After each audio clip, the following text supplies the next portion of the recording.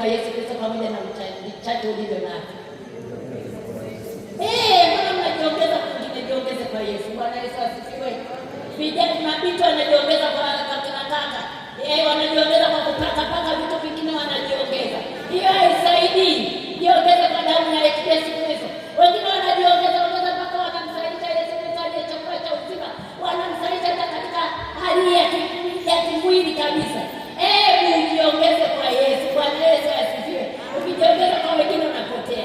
Ukijiongeza kwenye ulimwengu unapotea. Bwana Yesu asifiwe. Lakini